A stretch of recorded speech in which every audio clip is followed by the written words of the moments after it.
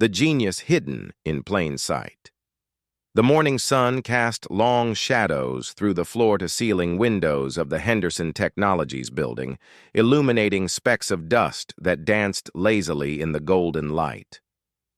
On the 42nd floor, in the executive suite where million-dollar decisions were made daily, Elena Martinez moved through her cleaning routine with quiet precision. She had been working as a night cleaner for Henderson Technologies for 3 years, arriving each evening after the executives had gone home to their suburban mansions. Elena preferred the solitude of the empty offices, the peaceful rhythm of her work, and the way the city lights twinkled like stars through the massive windows. What the executives didn't know was that Elena had graduated summa cum laude from MIT with degrees in both computer science and applied mathematics. What they couldn't see beneath her custodial uniform was a mind that had once been destined for Silicon Valley greatness before life had taken an unexpected turn. 5 years ago, Elena's younger brother had been diagnosed with a rare form of cancer. The medical bills had consumed her savings, and she had left her promising career at a tech startup to care for him full-time. After he passed away 2 years later, Elena found herself adrift. Her confidence shattered, her professional network scattered. The cleaning job at Henderson Technologies was supposed to be temporary, just until she could figure out her next steps. But months had turned into years, and somehow she had become invisible in a world where she had once belonged. Each night, as Elena cleaned the conference rooms and offices, she couldn't help but notice the whiteboards covered with complex algorithms and business problems. Her eyes would trace the mathematical equations, her mind automatically working through the logic, sometimes spotting errors or inefficiencies that the brilliant minds who worked here during the day had missed. But Elena never said anything. Who would listen to a night janitor's insights about cutting-edge technology problems? On this particular Tuesday evening, Elena was cleaning the main conference room when something on the central whiteboard caught her attention. The room had clearly been the site of an intense all-day meeting. Empty coffee cups littered the table, and the whiteboard was covered from top to bottom with diagrams, equations, and what appeared to be increasingly frustrated attempts to solve a complex problem. At the top of the board, written in red marker, were the words, "Project Phoenix, $200 investment at risk, solution needed by Friday." Elena paused in her dusting, her mathematical mind immediately drawn to the problem laid out before her. It was a supply chain optimization challenge, the kind of multivariable equation that required not just technical skill, but intuitive understanding of systems thinking. She could see that the team had been approaching it correctly in theory, but they were missing a crucial element that would unlock the entire solution. Despite herself, Elena found her hand reaching for an eraser.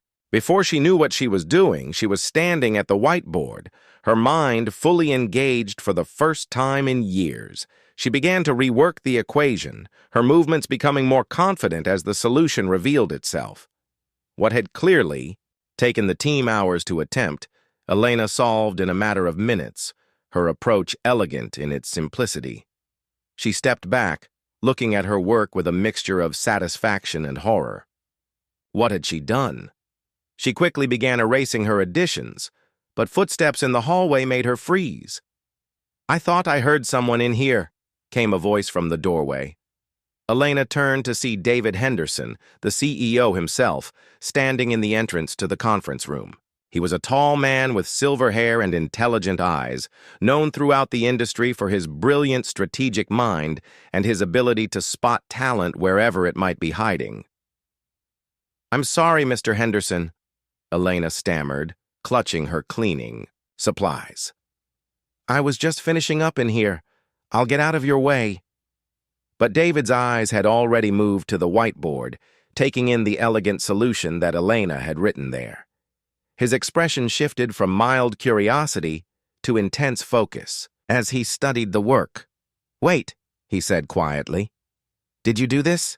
Elena's first instinct was to lie, to claim she had accidentally erased part of what was already there. But something in David's tone made her pause. There was no anger in his voice, no condescension, just genuine curiosity. "Yes, sir," she said, quietly. "I'm sorry. I know I shouldn't have touched it. I was just... The problem reminded me of something I studied in college." David walked slowly to the whiteboard, his eyes tracing Elena's work. "My team has been working on this for 3 weeks. Some of the brightest minds in the industry have looked at this problem, and you solved it in..." He turned to look at her. "How long did this take you?" Elena shifted uncomfortably. "Maybe 10 minutes?" I could see that the original approach was sound, but there was a variable that wasn't being properly weighted for the seasonal fluctuations in demand. David stared at her for a long moment. "What's your name?" "Elena Martinez." "Elena, what did you study in college?" "Computer science and applied mathematics at MIT." The words came out in a rush, as if she were confessing to a crime. David was quiet for what felt like an eternity. Elena prepared herself for dismissal, for the embarrassment of being escorted from the building. Instead, David pulled out his phone. "Margaret," he said when someone answered, "I need you to clear my calendar for the rest of the evening, and call an emergency board meeting for tomorrow morning. We have something extraordinary to discuss." The next morning, Elena sat nervously. In the same conference room where she had solved the Phoenix problem, she was wearing her best dress, a simple black outfit she had bought years ago for job interviews that never led anywhere. Across the table sat David Henderson and the company's entire executive team. "Ladies and gentlemen," David began, his voice carrying the authority that had built Henderson Technologies into a billion-dollar company, "I want you to meet Elena Martinez. Last night, Elena solved the Project Phoenix optimization problem that has been stumping our best engineers for 3 weeks. She solved it in 10 minutes. The room fell silent. Elena could see the confusion on the executives' faces, the questions they were too polite to ask aloud. "Elena," David continued, turning to her with a smile, "would you mind explaining your solution to the team?"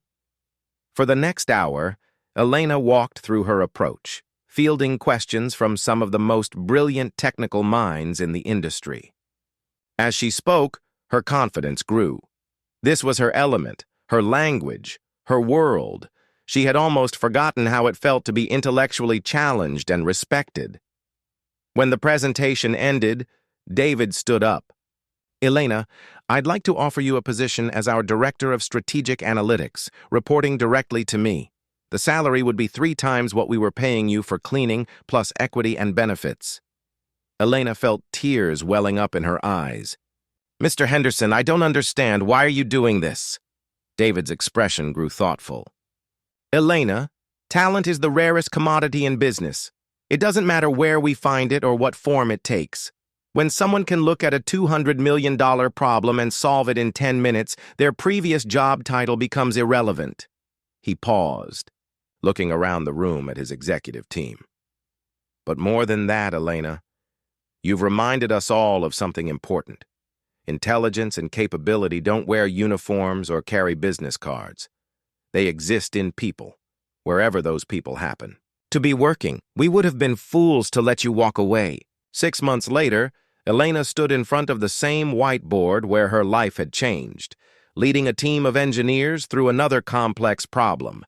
The Project Phoenix solution had saved Henderson Technologies $200 million and earned the company 3 major new contracts. But the real change wasn't in the company's bottom line. It was in the way Henderson Technologies now recruited talent. They partnered with community colleges, offered night classes for employees in any department who wanted to develop new skills, and created pathways for people to advance based on ability rather than credentials. Elena often thought about that night when she had been invisible, just another person emptying trash cans in a world of billion-dollar decisions.